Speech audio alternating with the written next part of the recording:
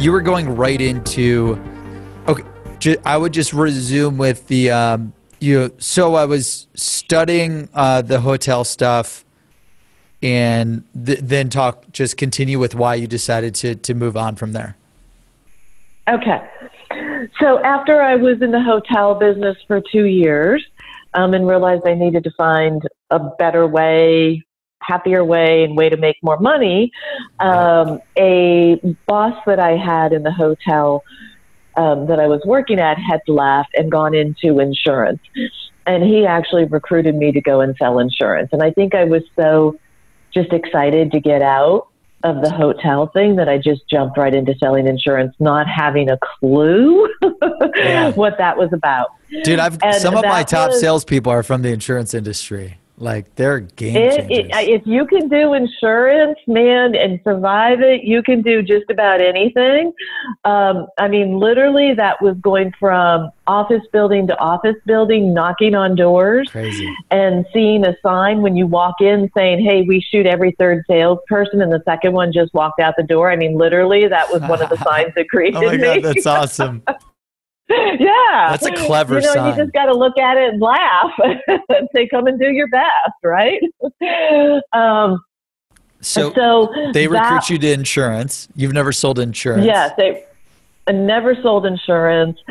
I was kind of okay doing the business to business, and we were selling group health plans and stuff like that. That was okay. But also a part of the business was the personal life insurance thing. And, they use you basically for who you know. And so they kind of like an MLM type of thing. Yeah, exactly. Yeah. Exactly. It was probably the beginnings of the of the multi-level marketing, right? And so you make a list of all your family and friends, and they get you to call them all up. And you're, at night you're driving around, going to these individual homes, and that I just did not like at all. That wasn't for me. And so, fortuitously, about 9 months after I was into this, a good friend of mine and my college roommate had gotten a job offer. This was back in Michigan, where I'm from and where I went to school and so on. Got a job offer to come to California for a short period of time, anywhere from 1 to 3 years. And she's like, come on, move out. We'll do this thing. And all it's going to cost you is basically your one-way ticket, because we can move all of our stuff together and my company's paying for it, right? And I'm like, okay. I hate my job. I'm there. Let's get out of here. And so for me, it was just, I was in my early 20s. It was a good way to get out of what I was doing that I didn't like and not feel guilty for my boss who had recruited me and I left, so, would be leaving. So I did that, jumped ship. We moved to California and got a job with, actually, it was called Olivetti at the time. They made typewriters, for those people who remember typewriters. That's awesome. And they actually had, this was my first experience with computers. They actually had a very small, they were called mini computers that ran by diskette. Yeah, the floppies. And so I got a job selling those Olivetti mini computers to the state of California. Crazy. And I didn't know what I was getting myself into. Did you join her company, your friend's company, or did you? No. Okay, so you moved out to Cali by your job. Started job searching. Were they like, hey, because you've got insurance sales, you could probably sell anything, so we want to hire you? Or yes, exactly. They were like, wow, you sold insurance? Great. We can teach you this stuff, right? If you could go door to door cold at selling insurance, you could do anything. Exactly, right? So it does really build up your, you have no fear. You could care less if somebody, how many people reject you. That's awesome. It becomes, oh, well, on to the next one, right? So did that. And, and that was my first real experience into the computer world. And after about a year, Olivetti closed all of their computers because they were not competitive. And I didn't know that, being into it. Yep. So then I went and worked with a very small, it was it was really a mom and pop startup company. It was run by a husband and wife team. It was a fascinating experience selling computer supplies and a highly specialized data entry machine and software. And so, you know, did the sales thing, moved into sales management, ran the sales team. And it was just a fascinating experience. I was there for 5 years. And we went through this whole thing, really early days of the VCs, where we were trying to get funding. And unfortunately, this company got taken by some overseas fake VCs. No. It was a really fascinating story. I mean, the FBI got involved in this whole thing.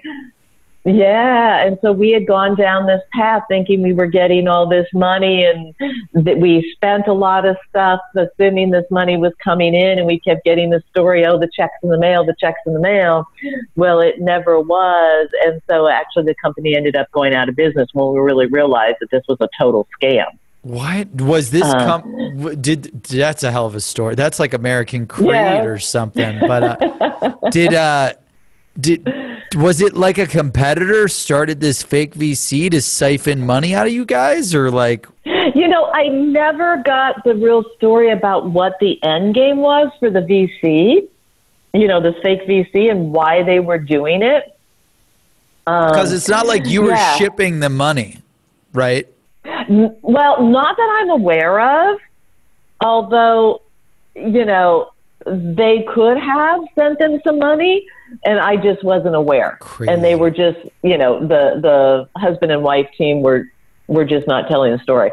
So it was a fascinating experience, but, you know, again, it's one thing leads to another, and I realized, you know, at this point in time, you know what, I need to get with a real live company, and really avoid that situation. Skills. Yeah. Like scale up, avoid risk a little bit in sales. What was something that you took away in that 5 years working with that, you know, new data entry type of technology in the mom and pop shop? Like, what was the biggest, maybe learning experience in your mind? So, you know what, this is where I really learned the power of inside sales and sales development, is because we were selling these large scale data entry systems that were $100,000, $200,000, but because we were such a small cash strapped company, we couldn't do a lot of traveling. We didn't have the money for the expenses to do the traveling. I know how that goes. I was learning how to do it all through phone and through convincing them through phone, right? We didn't have tools like we have now, like Zoom, right, where we could do demos and stuff. So it was really different, but learned how to sell and the power of selling through the phone, since I very rarely could go out and visit these people. So that was fascinating to do that, which led me to my next career, which was I got a job at Oracle in the very early days of Oracle. I was the 10th inside sales rep at Oracle. When you joined them, how many team members? So 10th inside sales, and then how many team members totally? You know, I don't remember how many people in the field, but I mean, it was a decent sized company still. It was about 1,000 employees when I joined. Crazy. And we were about 50 million when I joined, and 4 years later when I left, we had hit the $1 billion mark. So rocket ship, yes. It was a wild ride. I got to work with, actually got to sit next to Mark Benioff. Mark got us started inside sales at Oracle. Yes. Dude, it's funny. I'm reading his book again right now, Behind the Cloud, just like, because we're building I love that book. Yeah, we're building the next Seamless.ai, the world's best sales leads. I like to think of it as the next Salesforce, but you know, I just love learning about that. Like, I read his book 10 years ago, and I'm still learning shit, reading it again. Wow. Yes, how was he? A lot of great stuff in it. How was he, like, working with him at Oracle? Well, you know, you knew right away. I mean, this is like one super smart guy, that he was destined for great things, that Larry Ellison had his eye on Mark, and that was Larry's protege right from the very, very beginning. so Mark had only, he was in the team for about a year, and then he was moved off into various other things and came back like 4 years later as the VP of the team for 1 year, right? Wow. So Mark got his experience in a lot of different functions within Oracle. How did he get so close under, and I'm sorry, I don't want to like team off, but this is like fascinating. You got to work with Benioff and Larry Ellison, like that's like a hell of experience. Well, yeah, I mean, I hardly ever saw Larry Ellison, right? But you just knew. And so somehow Mark and Larry knew each other from before, because actually Larry was the one that said, we're bringing this guy in. Okay, cool. So Larry brought Mark in somehow, some way. Yeah. So they were connected. Yes. But we worked with a whole bunch of great people that went on to start up a lot of other companies, be CEOs. I mean, I hired a guy by the name of Mike DeCesar as my sales expediter, and Mike is the CEO of a company called Forescout, which I think just went public. This year is about to go public. So, lots of amazingly talented people that were in the inside sales group at the time. We, really had to fight the field. And we were in competition with the field. They didn't think we could sell anything over the phone. But, oh, by the way, in like a year, we were generating 20 million, out of, maybe $100 million company. And we were standalone. We weren't an overlay. We were a total standalone organization. So, and when you say standalone, does that mean like you could sell any of the products, but you could sell them over the phone, or what is it like you had your own product line? Yeah. So what I mean by that is that like we weren't teamed with the field. We didn't have a joint quota. We totally had our own separate quotas, and it started out that we could sell anything under $25,000. And then the next year was up to $50,000, right? And by the time I left, it was up to 100. In my 4 years there, I ran the sales development group. We built a whole sales development team to do all the lead qualification. And we also had a $199 PC product that was introduced that was really just to get, you're not making any money. We were losing money. But if we get people in to develop on the PC product, then when they need to run it on, and I'm really going to date myself now, machines that don't exist anymore, the microvac computers and some Sun machines and some IBM mainframes, then they have to come back to us and pay us a lot more money. Wow. But we needed somebody to handle those transactions. So we did it within the sales development group as well, to handle those 199 transactions and stuff. So it was a fascinating experience. And I would say I learned much about what not to do. I was about to say, what was your biggest success or failure? And sometimes I learn the most from the failures. Like, go for it. You learned about. Yeah. So, one of the things I really realized that I had done previous to Oracle, in the other company, I had built sort of my own online CRM. Of course, it didn't do a lot of the stuff that I needed it to do, but it was the basic about when I needed to call back people. When I got to Oracle, we had no automation, believe it or not. And of course, it was in the early days. It was in the late 80s. And so, here I had, when I was selling, I had binder after binder of sheets of who I had talked to, conversations handwritten manual paper CRM. Oh my God. Yeah.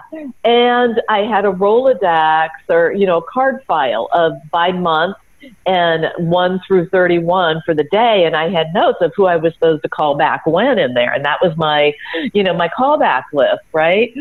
And so we still made it work. Even under those conditions, we were selling and generating $1 million per inside sales rep. It's crazy. But I knew we could do it more efficiently. And so actually when Tom came in and was running the group, Tom Siebel, he took one of our SEs. Tom Siebel. Oh my gosh, this is crazy. Yes, this was the beginning of Siebel systems, really. We took one of our brilliant SEs and those of us in the management team wrote out our requirements and our needs for as a rep and as a manager. And this guy in 9 months coded it. And that one of the gals on my team, Susan Habernig, named the system Oasis, which they used until sometime, I want to say in 2003, 2004, they finally retired Oasis. But that was what the inside sales team had used for years and years and years to help us automate, manage, our whole business. And they were running $1 billion business off of this thing. Yeah. And it was funny because Larry never wanted to invest in it.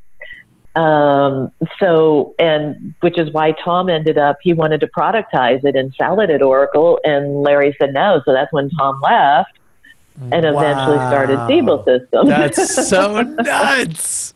That's crazy. Yeah, so lots of crazy things. I had no idea this interview would be this awesome on like, dude, we're in like year 4 of Sally's. Like, we're getting through it. Okay, so Tom, he wanted to literally like he was pitching Larry, we should build this thing, we should productize it, we should sell it. Why didn't Larry? Because Larry was all about the hardware at the time, or like. No, we weren't doing hardware at the time at all. It was all software. But at the time, and it's amazing to see where Oracle's become, but at the time we had the mentality of we were only a database. We didn't want to expand outside of that. There wasn't a market for CRM. And we were just going to focus and go in this direction. And of course, that's so totally changed from where they are now. And I think after they saw the success of Siebel, it was kind of like opened up some eyes. I'm not really sure, but so Tom leaves, starts Siebel, and then freaking Benioff launches Salesforce to crush Siebel. Yes. It was very interesting. Actually, Larry was a very, he was an investor in the early days of Salesforce. Oh yeah, supporting Mark and whatever Mark did. But Mark hated Siebel. I mean, you may probably know more than me, but I wonder if the reason for Mark's hatred for Siebel was also like Mark and Larry were both pissed that this guy left. I didn't know Siebel, the guy, left or not. Yeah. I don't know what that was, but there was certainly some competition involved in there. Yes, it was some interesting times. You were saying you learned the most from like all the things you did. So you had all this paper. What was the biggest thing you learned doing Insights? And I heard at Oracle's like, dude, if you could survive more than 6 months at Oracle, like you know what you're doing because it's brutal.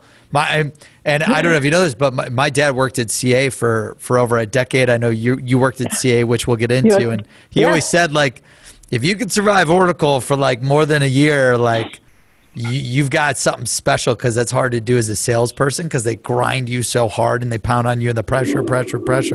So how was it those 4.5, 5 years, and what were the biggest learning, failure, success, takeaway?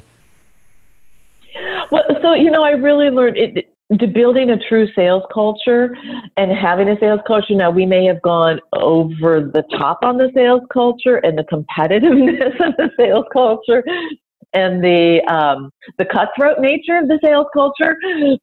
So I think there's a fine balance, because there was definitely during the time when there were some things being done, in particular in the field sales organization, that were not ethical and legit. But because of such intense pressure, and you had to make your number, and you had to make your number. And if you didn't make your number, it didn't matter if you were 97% of your number, you didn't make your number, you were still dirt. So, I think that is one of the things I think we've lost along the way. We've gotten really nice, and there's a middle road where you could have a really good competitive sales culture and drive to a sales culture. And I don't see that happening in a lot of organizations today, that it's okay if you miss your number. There's not the sense of urgency that we have in a lot of organizations today to make the number. Sally's like, dude, I came from Oracle, I came from CA, I came from Skype. Like, dude, I don't want to hear your complaints. You're hitting it or you're out, and you're gonna work hard or you're out, man. Oh my gosh, that's crazy. Yeah. You know, I mean, literally, you know, we've got the good old stories, right? You know, I used to hate it when my dad would tell me, yeah, I used to walk to school in the snow in 3 miles, you know. But I mean, at Oracle, there were times when we were closing a quarter and you had to do what you had to do to either make your number, or in some cases it was like, you know, I was trying to get to 120% of quota because I had a big kicker in there. Yeah. And this was days before electronic signature and stuff, where at 11 o'clock at night, I'm driving from the East Bay to San Francisco Airport to pick up a FedEx package at the airport, to drive it to Oracle offices to get it timestamped to show it came in before midnight. Damn. So it would count. And oh, by the way, we had to ship product because we didn't have cloud-based product at the time. We had to actually ship product. So I was in the shipping room making sure that the tape this is brutal. and all the guys got shipped out, and that it was ready for the FedEx because FedEx would come at midnight. Crazy. On the last day of the quarter to pick up all these shipments so they could count for the quarter. Just we've got it way too easy, man. Now everything's too easy. Like I want to have to like race to the thing, you know, like damn, I want to race, have to pick up the package at like 11, freak out if it, you know, I mean, I'm sure it was super stressful at the time. Then you're like, oh my God. Yeah. So, you know, it was definitely different times, but you know, you did what you had to do. It wasn't 9 to 5. It was like, if I had to be there at 7 in the morning and work till 5, 6, 7 at night, you know, in the office, that's what you did. Yeah. You know, so things have changed. I think a lot of it is for the good. I think today we have, some people might not think it in some ways, but there's a much better life balance. Yeah. Than I would say what we had. Oh yeah, 1,000%. But so you know, I mean, Oracle. Really the automating the process is key, right? So CRMs are standard now, which is awesome. Yeah. And, you know, really getting that repeatable process where everyone is really following the same lines and guidelines and doing the same thing is what makes these inside sales, whether it's sales development or inside sales, in, you know, closing business, absolutely work, and how you really scale. You know, if you leave it up to everybody else and they're doing something different, unless you're in a market that is going to grow no matter, you know, how bad you are. You know, sometimes we just happen to be lucky, right? In the right place at the right time. Yep. But, you know, that's how you really grow and you scale. That's incredible. So, and then you went to, I know you did inside sales at Network General for 3 years, and then Ingress, and then Computer Associates, where my father was at. The biggest things that you learned selling for, you know, and I hate, because I know we had audio issues at the beginning, so I'm going to kind of speed us up, which I hate, because like we are a high transactional sales organization. I never get to talk to people who have experience with high transactional sales. So I'm like super geeked right now. Network General, Ingress, CA, you know, in these fields, were you doing same thing, like high transactional inside sales? So, yes, except for CA became, especially because I started at Ingress and then a year later we were acquired by CA. Yeah. And at Ingress it was more transactional, but then when we got acquired by CA, you know, through the acquisition and a lot of things that CA did, they got rid of a fair amount of the field salespeople that knew Ingress. And so no one really knew Ingress then when we came into the CA acquisition. So actually my inside sales team started closing some really large deals. We had a couple of $500,000 deals that, you know, back in the 90s, that was a good size for field, but let alone for inside sales. Now they were to existing customers, but I had some really talented salespeople at the time that were able to do this, and they're working like with Intel and doing some really large deals. So it wasn't it was, you know, kind of all over the board, from $10,000 deals to then these $500,000 deals. That's incredible. So that was really interesting. Yeah, that was interesting. And then I went to... And what were the biggest things that you learned at, let's just go through them quickly, and I'll try to make it like efficient, about biggest thing you learned from your success or failure at Network General, and then we'll hit Ingress, and then we'll hit CA. So Network General, go. You know, there is, even in today's world, there is a method to the madness that we call inside sales, and this volume and velocity. And, you know, there are things that work and don't work. And that's just kind of as simple. And it hasn't even, there's some things that just even haven't changed all these years later. And so one of the things that I learned, I had built a centralized team for sales development, inside sales, and renewals. And my boss at the time, who was a great guy, adored him, but he was very much a field sales guy, 30 years at IBM in field sales. Okay. And he just didn't like the centralized model. He's like, you got to be out in the field if you're selling. I'm like, why? You just have to be. Why? Yeah. It's working. Yeah, but you could be so much more if you were out in the field. And so, you know, what I learned there, I told him, I said, okay, I will set it up for you. It's not going to work. I'll set it up for you, but then I'm leaving because I totally don't believe in this model. I know there's going to be problems. And sure enough, I set it up. I left, and that's when I went into consulting. No, that's when I went to Ingress, sorry. But a year later, sure enough, it was failing miserably, and they closed down the entire group. Because the centralized inside sales model was working, and then when they try to go back to field or whatever, for some reason, it just couldn't scale. They put an inside sales rep like in each field office. And literally they were going and picking up dry cleaning for the sales guys. I love your passion and your experience in inside sales. Like, I'm obsessed with inside sales, and I think it's like, I just love selling over the phone, email, calling, social selling. I love scripting. I've got a 1,500-page playbook. Like, I just love, like, I could just, by just talking to you, I see your passion and your belief for sales development and inside sales. And it's like, really, it's contagious. It's so cool. Okay. So then you go to Ingress.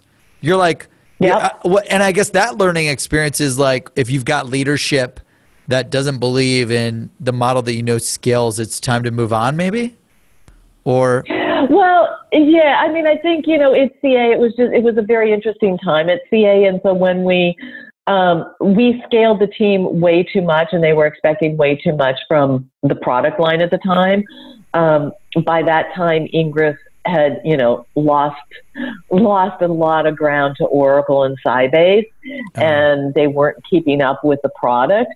And so there just wasn't the opportunity for as much as they wanted to scale. Got it. You know, sometimes, you know, it doesn't matter how many people you add, you're not going to scale because the product market is just not there. And so that was a real learning experience for me. And I didn't realize it at the time until I got into the company and saw what was going on and could compare it to what I knew was going on in Oracle and what was happening.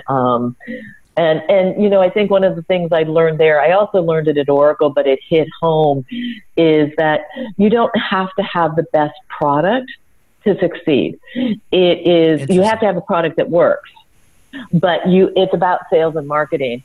And Ingress was we used to refer to as the field of dreams marketing. If you think you have the best product and they will come, they don't come without sales and marketing. So they thought that they could build the best product and not invest in sales and marketing, and then the other competitors who may have had an inferior product, they just did a shitload of sales and marketing.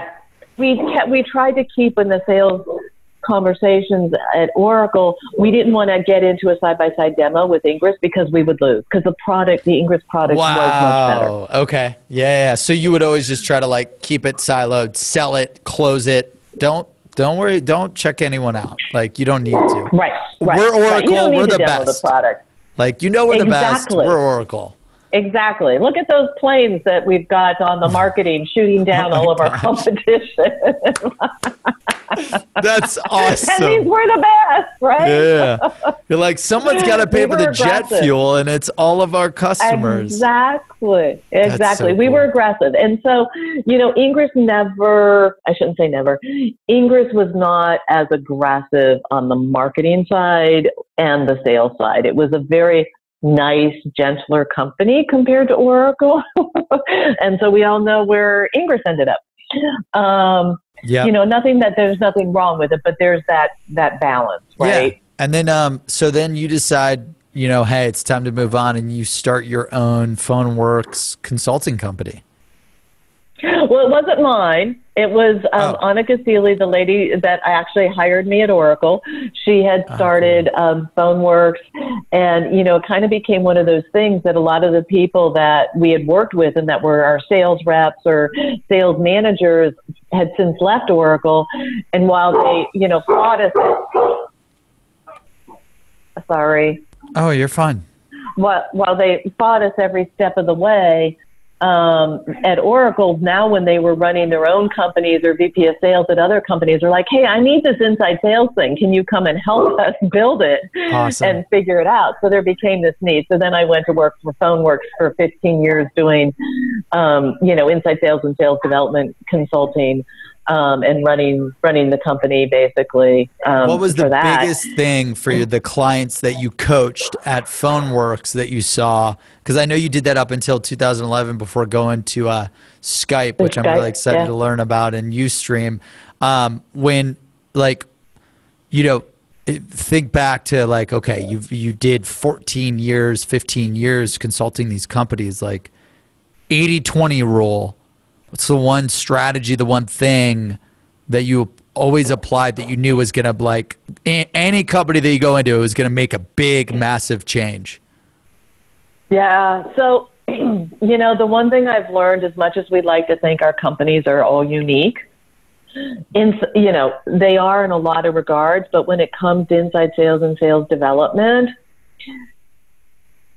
the uniqueness happens in sort of the art of what you're doing, but there's still the science of inside sales and sales development that still fundamentally works all these years later.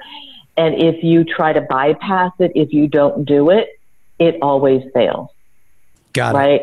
And so putting in that framework and the process and setting people up to do the right things, the right time frames, with the right messaging is what makes it work. And even still to this day, we go into companies where it's still the same and is thing. that like the fundamentals? Are you saying it's like the sequences or the cadences? Hey, here's your, here's what you're gonna do, how you're gonna do it, like the channels, the messaging, the timing. Is that what you mean by the process, the scalable process? Yeah. Yes. Exactly. But, I think today where it's evolved, because most companies have gotten really good and they know they need a sequence and cadences, right? Yep. But it's the messaging that has gone totally awry. We get into this cutesy kind of stuff, or this really boring, I want to tell you all about us. Let's set up a time so we can show you a demo and how great we are. And that never works. I'm sending you another email because you didn't respond to my first email. Right. Our messaging has gotten really awry, and reps we go into some of these organizations that have an outreach or a sales loft, and they have 400 cadences in their system, and it's like, whoa. It's a lot. That's a problem. So, yes, there's similar issues, just a little bit different frame now of what we're focused on. Awesome. No, that's but the great. Fundamentals are still there. And then you head over to Skype after doing a really long, successful career stunt, with PhoneWorks and consulting and restructuring over 300, 500 inside sales teams. And these are big teams that Sally ran. consultant, Oracle, Cisco, Citrix, Success Factors. I'm like, gee, I'm like thinking right now, like, how do I hire? How do I like get Sally on my squad? Because like this shit's crazy. Like I don't know anything about high transactional sales, and I'm still trying to learn just because I'm used to the big enterprise 7-figure deal. So you head over to SMB sales at Skype. You know, Skype was booming at this time, 2011 to 2013. Like, you know, what was that time for Skype? What was the like sales like learning experience takeaway level up from leading SMB sales there, and how was it? Yeah, and SMB sales was really crazy at Skype because I mean it was more the S than the M. We had a lot of actually, you know, home-based businesses, individual businesses, oh, wow. really more the Soho kind of market, where, you know, in that size of company, I mean, our average transaction was literally $20 a month. Dude, so I don't even you know, know. you have to, like, you just got to do 1,000 of those a day. I know. And we literally, I mean, I had commission reports for my reps that were literally 10, 12 pages, you know, with 50 transactions on each page kind of thing, or more, because it was ridiculous. And then that was much more sales assist, right? Where we're taking a lot of inbound chats, and helping people and just guiding them. Yep. And then seeing what happens with that, right? Awesome. And the impact of how many of those people end up actually purchasing on the sales assist call. And then we had a different segment of our business that was a higher transaction that was like 25,000 for companies. They weren't necessarily huge companies, but they were companies that used Skype as an integral part of their business. That's awesome. And delivering their business and making money. What was the biggest thing that moved the needle there for this, like, you know, $100 or less average revenue per user? Like, was it just like you focused with that team for the 3 years on messaging, process, confidence? Like, what moved the needle there? It was on an automated, everything had to be automated. So I was very fortunate that I had an awesome Salesforce admin who was able to automate everything. I was like, okay, here's what I want to do. You know, how do we make this work within Salesforce so we can automate it for the reps? There's less clicks, you know, less heavy lifting that they have to do, but I need to be able to track and measure and can guide them. So actually she created a lot of the sequences before outreach and sales loft really came around or got their created start. It manually she created in that Salesforce. For me. Yeah. In Salesforce. Yeah. That's awesome. And so we did a lot through email to reduce a lot of the phone intensive stuff, but to help out people as much. So the reps were really doing a lot of email, but also doing chat. We found that when we got people on the phone, we used our product. We used Skype. And so we would be able to show people how to do video, how to share a screen, how to send a file. And they were like amazed. Oh my God, this is awesome. I can actually see how we do this. And because we were using the product, so that really helped out a lot. That's awesome. No, that makes sense. So you were applying you got to apply a lot of automation, either to the sales ops side or to even to distributing your activity, calling, emailing, social selling to really move the needle. And just again, because of time, and I'm in a few back-to-backs, you were at Ustream, and then you've been leading sales over at the Bridge Group, and you know, you've got a fascinating software sales career, Sally. Like, I love it. Like, from hanging out with Benioff and Larry at Oracle to selling insurance. I didn't hang out with Larry. That's I know, but it sounds cool. I'm going to pitch it that way. To like working for a startup that got scammed by an international VC, all the way to like SMB sales and Ustream. And I actually used to do digital marketing for Ustream, and my dad worked at CA where you worked at. You know, sales secrets from the top 1%, where the world's best sales experts share their secrets to sales success. What is your top sales secret? If you, like, out of everything you've learned, if you had to go back in time to when you're literally like, you're leaving Michigan to fly out to Cali. You're about to start in sales. What's the one secret that you would give yourself, that you would give the audience, for someone that you would have to hire and you could only give them one secret? What would that be? So I think the one, assuming that you're new into this, find a sales mentor, somebody that has been doing the job in the company, that is really successful, that is looked up, and sit with them, ask them tons of questions, listen to them. What are they doing? And follow them. But, I think if you're new into the world and you don't have a mentor, and somebody that is successful that you can help frame what you do, I think I could have been more successful early on in my sales career if I would have had that, rather than trying to spend all the time it took me to figure out what's successful, and then for me to even realize, that worked, that was successful, right? So let me keep doing that as opposed to keep doing something else. Maybe just because it was easier or it was more fun or something, right? So you think early on you didn't have the mentors, and then later on you got the mentors and you saw the business impact and the sales impact? Yes. Yeah. Yes.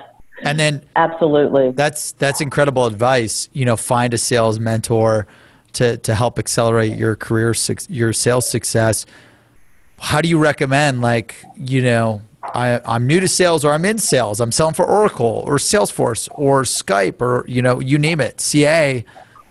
How do I do that? I'm reading the chapter in the book. Sally says find a sales mentor. How do I do that? What does that mean? Yeah. Well, again, preferably you do it within the company that you're in, right? And even if you're an SDR, go find yourself a sales mentor. If you think you want to be a salesperson, go find somebody who's doing the job today that, again, is one of the top salespeople, right? Maybe not the very top, because sometimes they can be a real different kind of individual, that there's stuff that they're doing that doesn't translate and doesn't work for everyone else. So maybe somebody who is consistently hitting 100% or 110% and is doing their thing, and you go and you talk with them and say, hey, you are, one of the top. You're always consistently hitting the number. I want to learn from you. So can I listen into your calls? I start asking them questions. What is it? How do you structure your day? What do you do every day? How do you handle this? Let me ride along with you, awesome. And check out what you're doing. I would even, to Sally's point, if they don't have time, I would even try to tell them I'm going to work for you for free for a day just to shadow you, or a That's week, awesome. Yeah. Or pay them. I've even paid mentors internally or externally, because to Sally's recommendation, it's so critical to get the advice, the feedback, the strategy to go to the next level. And then, so finding an internal mentor is critical. Do you think, what about an external sales mentor? Yeah, I think that at some stage adding an external mentor is awesome as well, because they're going to give, there's, and this is the value that consultants bring, that outside perspective. You get in a company, and even if you've only been there 3 months, all of a sudden you're drinking the Kool-Aid and you're so immersed in everything that it's hard to step back and see, maybe is there a better way to do things? And that outside perspective, an outside mentor helps balance that, and gives you sort of that different perspective and different things that you can try and test to see if it'll work for you. So I think definitely those help out as well. That's awesome. Well, Sally Duby, this has been incredible. I want to hang out and talk with you for 7 more hours, and I'm super bummed. I'm so mad we had an audio issue and it cut 10 minutes because I would have loved to have dived into 30 more things. But for the audience, that we've all learned a lot. Where can we follow, connect, subscribe to you for more? Awesome. Thank you so much. So I am on LinkedIn at Sally Duby. You can find me, and please link in with me. I'm on Twitter at Sally Duby as well. They're at the Bridge Group website. We've got a whole lot of great content as well. But you know, I'm on that as well, and so feel free to reach out to me. Love to connect with new people and help. And I do mentor people. Here and there as well. And Sally produces and shares a lot of amazing content. So connect with her on LinkedIn. Also, they just came out, the Bridge Group, they came out with a really new exciting study I saw. It's like 80, 90, you know, it's a lot of pages. I love it. So make sure you subscribe to everything that they've got going on. And thank you to the audience for joining us for this episode of Sales Secrets from the Top 1%, where the world's best sales experts share their secrets to sales success. Thanks so much, Brandon.